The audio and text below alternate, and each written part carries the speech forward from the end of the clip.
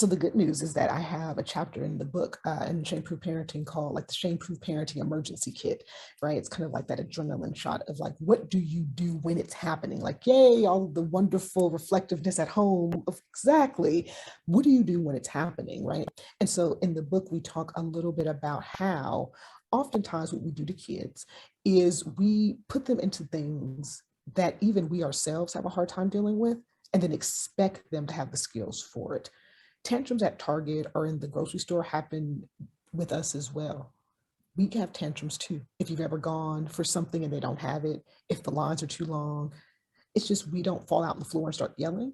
And so I often tell parents, when you notice this, it's important to stop and think, okay, do we need to keep going or do we need to leave, right? I tell parents all the time, what you said, and I'll reiterate because you kind of said it and move into your question. Your parenting skill set is not based on how your child behaves in the world, because how we behave in the world is always going to be unique, is always going to be new, is always going to be unpredictable. You cannot predict what's going to overwhelm yourself or your child out in the world. What you can do, though, is use each of these moments to pay attention to what you might need to be doing at home. It looks like my child has a hard time with waiting in line. They usually start getting antsy. Maybe we need to do some practice on patience at home, right? So in the moment, I can't make him practice, but I can realize that's what's happening. Okay, let's just get out of the store today. Start to play Mother May I at home. Right. I don't know if anyone ever plays that anymore, right? Mother May I?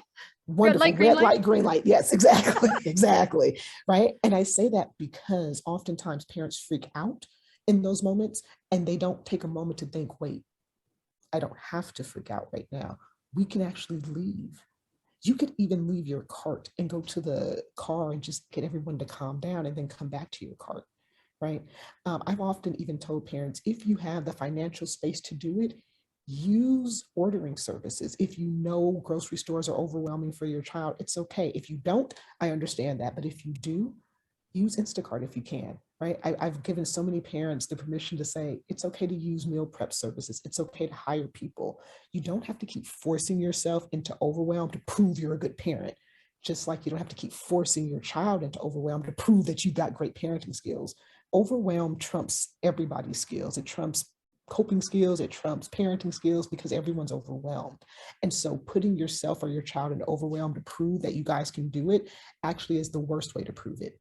The best way to prove it is to be working together at home on things that you're noticing they're having a hard time with out. So that way, when you go out, you can't predict what'll happen, but at least you'll have some tools to say, hey, buddy, let's come over here. And they'll actually listen to you because you've been practicing at home. It's safe to listen to me in this situation. If you say, hey, we only have 5 minutes in the line, you've been practicing Mother May I at home. And so they can manage the 5 minutes, right? They can manage it. And so what I'll say is this to concise that up a little bit for you. It's okay when things go awry in the world. It's not a reflection of who you are as a parent. What I want you to start doing with yourself is to acknowledge it's happening and maybe give yourself a mental note that when you get home, you might want to practice more with how to help your child not be that overwhelmed in that situation, whatever that might be.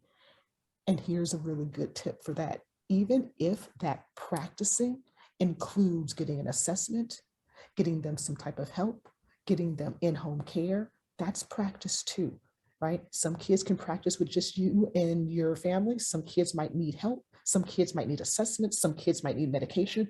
All of that is practicing because you're helping them learn how to deal with the overwhelm in their bodies. So when you go out to the world, they'll be safer and they'll feel safer. And I like to add that caveat because I think a lot of parents are like, but what if I can't do it myself? That's what I'm here for. That's what Hunter's podcast is here for, right? Like that's what these things are here. It's all part of you practicing for you and your child. Catch new episodes of the Mindful Mama podcast and other free resources, including the Mindful Mom Guide at mindfulmamamentor.com. You can listen to every back catalog episode, including interviews with Dr. Dan Siegel, Iyanla Vanzant, Sharon Salzberg, and get meditations, join our private Facebook group, and more. Go to mindfulmamamentor.com now. I'll see you there.